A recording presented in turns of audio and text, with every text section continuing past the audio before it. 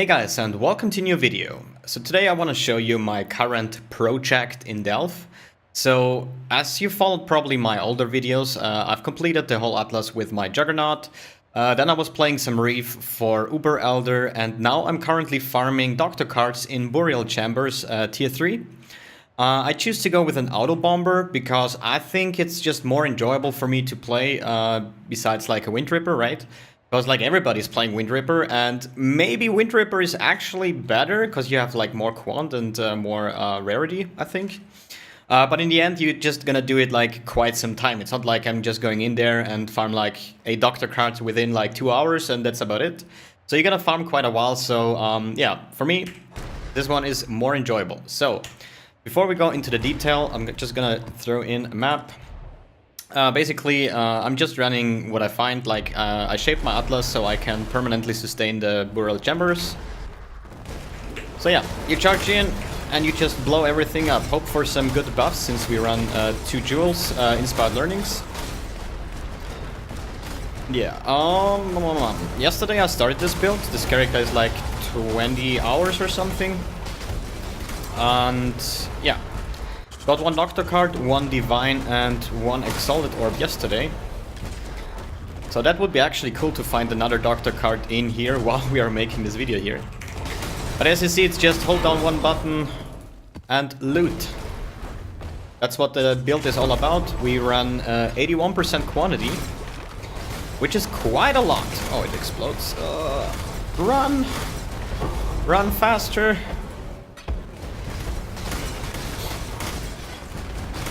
But yeah, in the end, you know, as you probably watched the video about Slippery, who tested 500 burials with quantity, 500 with rarity.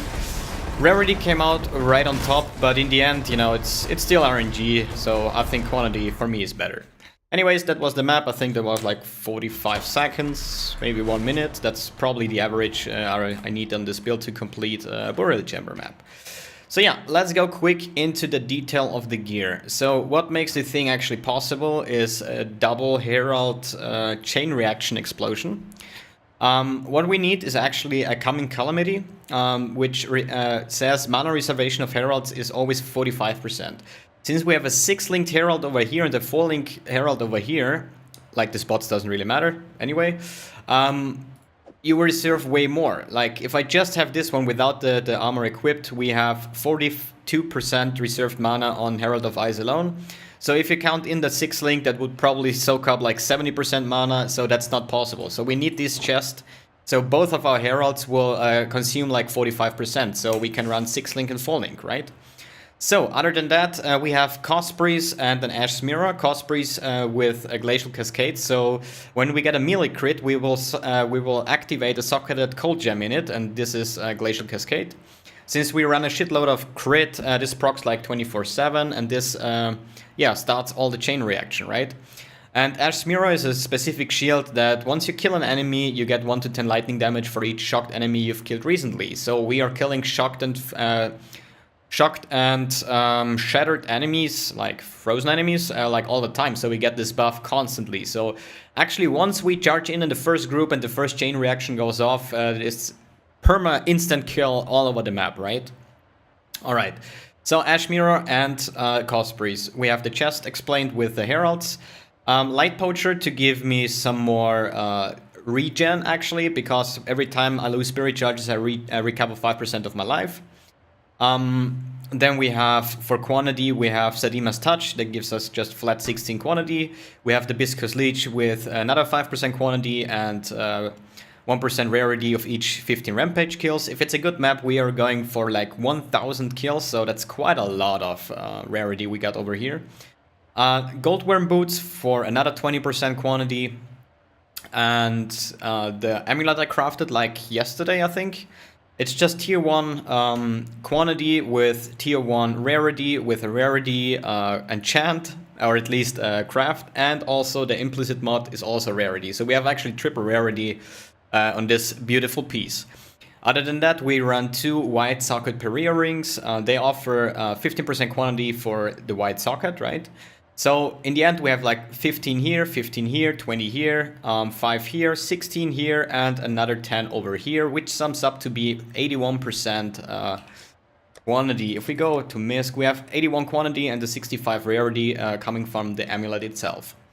Check. Let's go for the gems. In our main hand, we have Glacial Cascade, as explained before. In the melee crit, we're gonna shoot, or at least cast, proc the Glacial Cascade. It's with increased crit and conk effect, because we really want to instantly blow something up to start the chain reactions, right? In the shield, we have a cast when damage taken level 1 setup with Immortal Call to give us some more physical immunity for a short period of time. Because we're actually pretty squishy with like 2.7k life actually, and some energy shield. And with increased duration, so the Immortal Call actually lasts longer. In our helmet, we have greater multiple projectiles with faster projectiles in the Light Poacher. That counts for the Light Poacher proc itself. Then we got a 6-linked Herald of Thunder with increased critical strike, lightning penetration, increased area of effect, added cold damage, and empower support. For Herald of Ice, we got increased crit, increased area of effect, and added lightning damage support. In our gloves, that's a shield charge setup. That's shield charge with 45 faster attacks and culling strike. Culling strike, not to just cull an enemy, it's more like I get more attack speed for my shield charge, right? Because when it's quality on culling strike, you get attack speed. Here we have 2 Abyss Jewels. Basically, they are just like tier 1 life, tier 1 dex, and crit chance or crit multiplier, whatever you can get cheap. I choose to have dex because, as you see, when I unequip those, I actually can't even equip my Cosplays because they need a lot of dexterity, like 212 dexterity.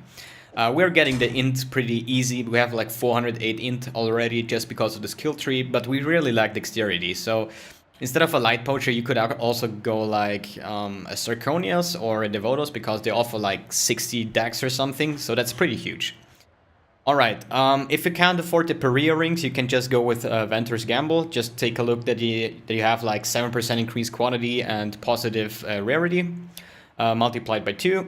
The sockets I have here. A follower has appeared. Jesus, thank you for the follow, welcome. We have Blood Rage in here. Basically, I just leveled this gem up. I usually would run it, but I can't really sustain it at the moment. Light Poacher is not enough because if there isn't enough enemies here, I just die from Blood Rage, you know. So I maybe find a way to sustain it. Maybe when I get more levels and more skill trees, so more leech nodes and stuff, that I can sustain it. Other than that, it's just like, yeah, wasted spot over here. If you have any other idea that you can put in, feel free to do so. We have a portal gem over here, so I don't have to cast my portals all the time, what I actually do, because I'm just used to it. But yeah, so you can go to Ventur's Gamble, you can go Hibiscus, but I think that a 10 quantity amulet is just better overall, because Hibiscus is just like quantity on slain normal enemies and rarity on magic enemies. So yeah, this way, like the 81% and 65% is permanent, whatever I do. If I'm buffed, unbuffed, I just have this permanently, right? And because you just have like only on white enemies and stuff, right? But you can go that as well. So Gold Worm Boots are not that expensive. Biscus Leash is cheap as well. So is the Zerima's Touch. In overall, I would say if you have like 10x on stash, you can pretty much build an auto bomber. I mean, all those items are perfect, right? So you have 2 double perfect Pereas and so on. So I pretty much spent like 30-40x on this character already. What is definitely not necessary. If you have like 10x starting budget, you can actually do it. And yeah, it's pretty enjoyable. Check. Flasks. We have a Diamond Flask of Bleeding to stop dying from bleeding. We have a Sulfur Flask for even more damage and Curse Immunity. A Stibnite Flask for some survivability and freeze immunity. Other than that, I have like min-maxed fire cold resistance because I have like all resistance on every piece of gear. So I had like the same amount of resistances, so I was like, yeah, let's go for a Wise Oak Flask. Definitely not necessary. And the Dying Sun for more area of effect. Not necessary at all. But yeah, I have the currency, so I was just like throwing it in and yeah, have some more fun with the character. Bigger explosions, like, you know, that kind of style. But I'm pretty sure if I would sell all the gear, I can probably afford a Headhunter. But that's, you know, I'm just gonna farm one myself and yeah, we're gonna see. Alright, we went over the gear, over the gems, over the flasks. Let's take a look at the skill tree. There is actually nothing too fancy over here. We start as a Shadow because we actually need a ton of base crit because the Heralds don't offer crit at all, right? So Heralds, like other attacks, they have some kind of base crit, right? But Heralds don't, so you have to scale them somehow. And Assassin gives you quite a lot of base crit with Ascendancy, like Ambush and Assassinate, Opportunist, Unstable Form, Infusion, and Deadly Infusion. So here you have 2% critical strikes while at maximum power charges, multiplier, like everything, right? So we need a ton of base crit to actually, yeah, how much base crit do we have at the moment? Like 10%, I think.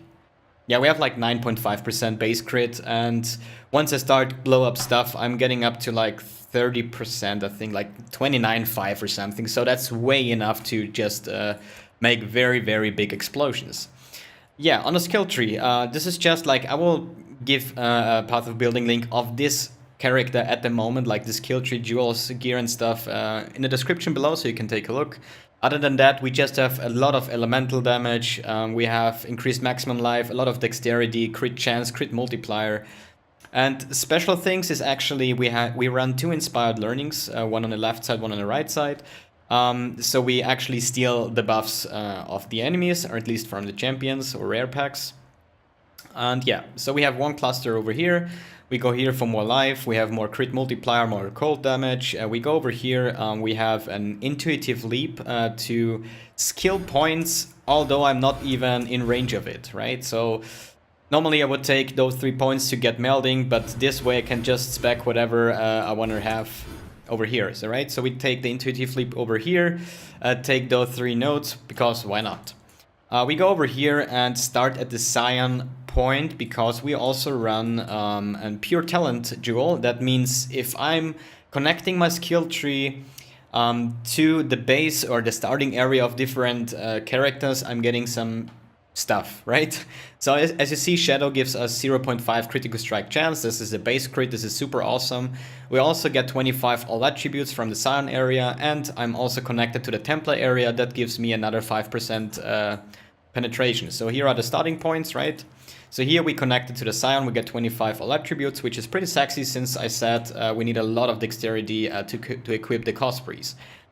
This is also the reason why I take this jewel slot here. I have better solutions to get a jewel slot with less than 5 points, but it gives 40 dexterity, right? And I barely got 212 dex for the Cospreys to equip. So, alright, let's go over here. This is just more power charges, another jewel slot, more area of effect. Here we connect to the Templar area to get the penetration. And here we have another cluster for the next inspired learning. You don't really need to run 2 inspired learnings. You can run without any inspired learnings if you already have a headhunter. But since I'm farming one, I think this is the best way to go with 2 inspired learnings. Makes a lot of fun, and yeah, it's pretty cool. So other than that, yes, balancing the Wise Oak Flask. So as I said, we have like a ton of elemental resistance in overall gear, right? But we have like 50 fire res over here if it's perfect, and we have 40 cold in the belt and 40 lightning resistance. So we actually have 10 more fire resistance than we have cold and lightning. That's why I choose to go with a dual slot with just cold and lightning 10 to mix them up, and yeah, that's about it.